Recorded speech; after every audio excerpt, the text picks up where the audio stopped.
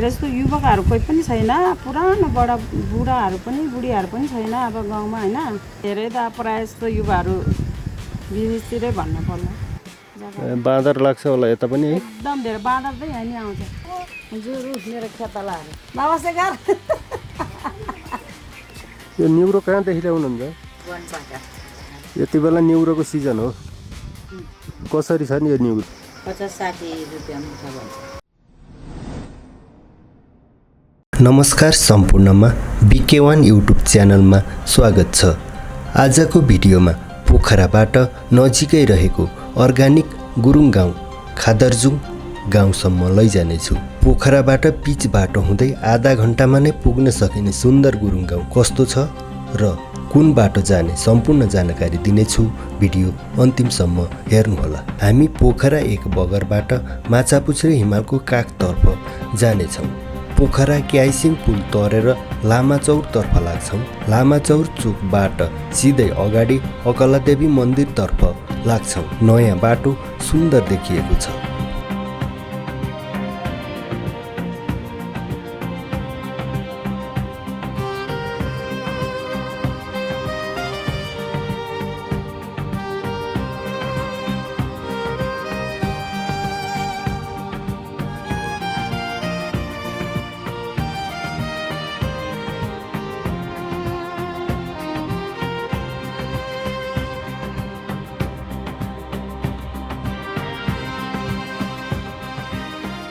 हामी अकलादेवी मन्दिर आइपुग्यौँ। यो मन्दिरबाट पारी देखिएको मानव सेवा आश्रम हो।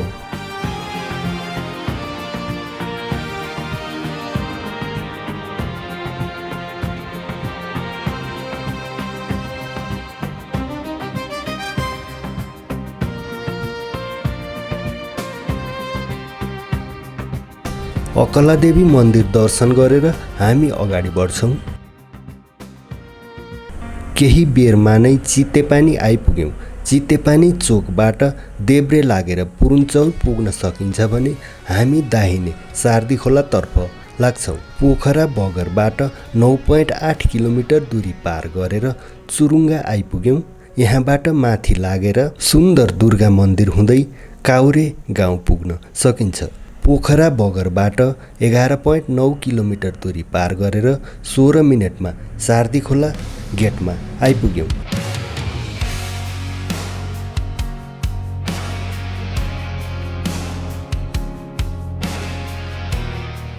सार्दी खोलाबाट हिमाल खुलेको बेलामा हिमालको यस्तो दृश्य देख्न सकिन्छ। यति बेला माछापुच्छ्रे गाउँपालिका 2 सार्दी खोलाको सडक पूर्ण रूपमा सम्पन्न भएको रहेछ।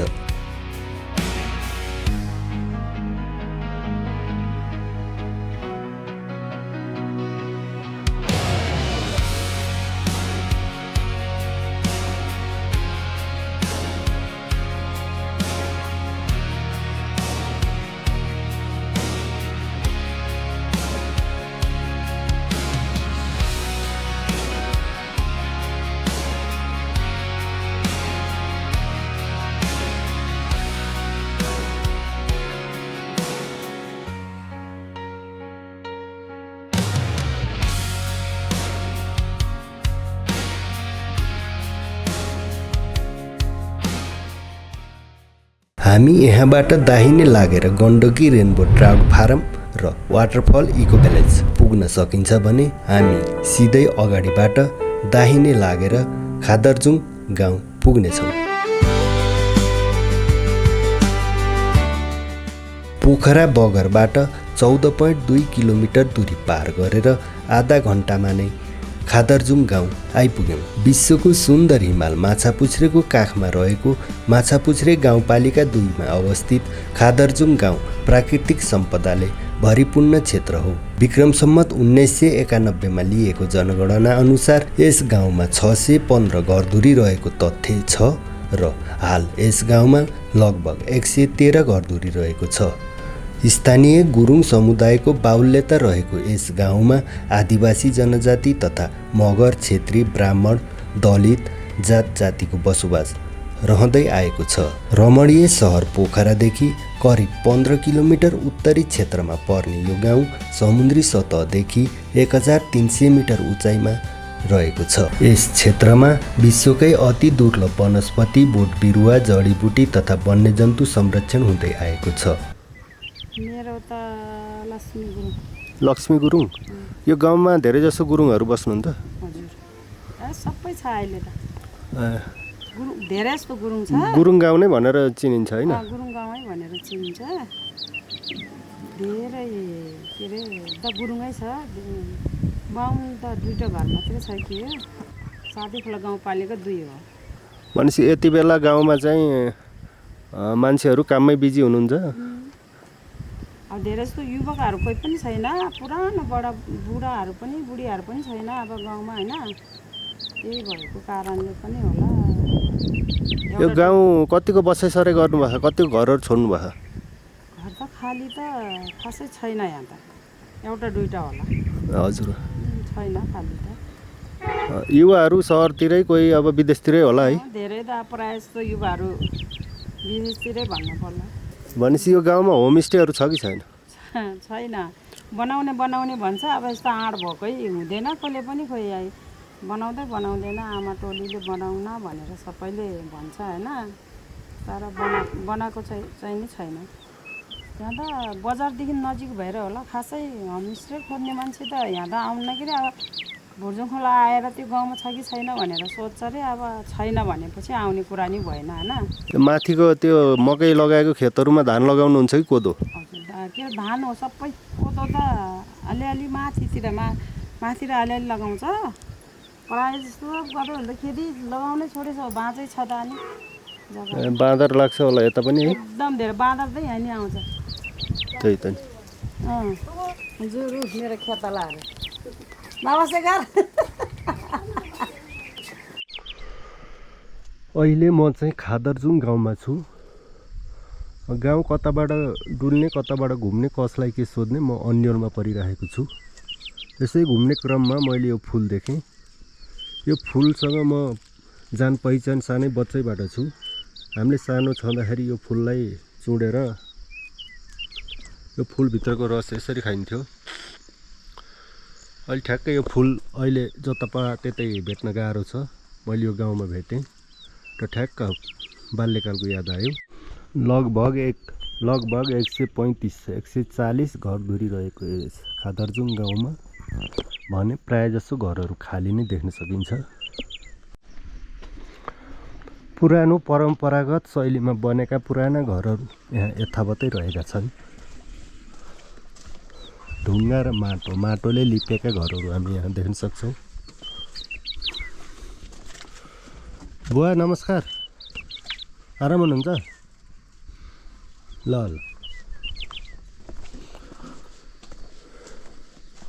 बल्ल एकजना भेटिनु भएको थियो। उहाँ पनि बोल्न नसक्नु हुँदो रहेछ। यो घर पनि खाली नै छ। यो घरमा भने कुखुराहरू टक्क लोकल भाले रहेछ।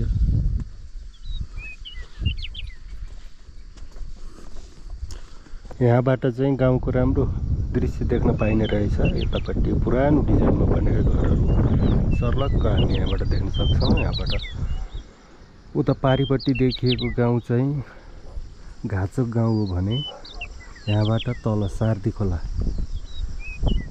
बजार पुरै देख्न सकिन्छ।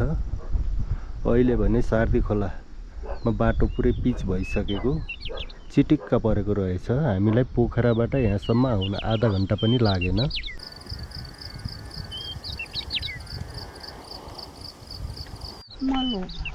कहाँ खेतमा लाने?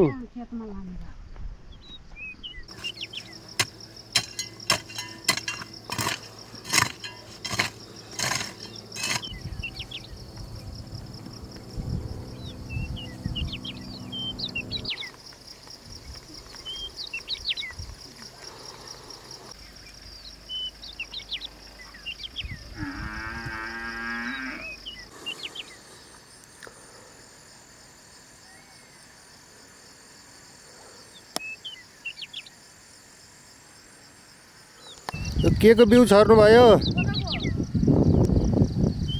यो कोदो यो बारीमा लगाउनु हुन्छ हैन? मकै भित्र त लगाउनु हुन्न। मकै भित्र लाग्छ बाबु, या त लाखुले खाइदिन्छ त्यही भएर मकै लागिएन यहाँ माथि धान हुँदैन? हजुर यहाँ धान रोप्नुहुन्न? कोदो मात्र हो।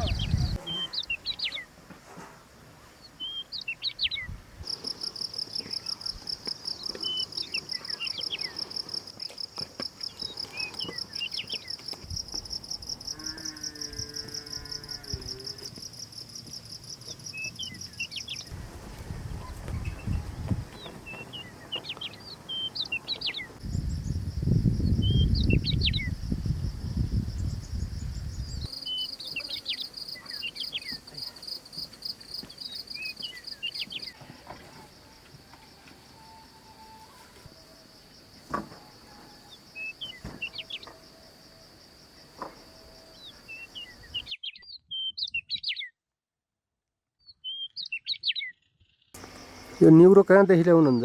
वनबाट यति बेला निउरोको सिजन हो। कसरी छ नि यो निउरो? 50-60 रुपियाँमा छ भन्छ। यो गहुँ यहीँ फलेको त होला है?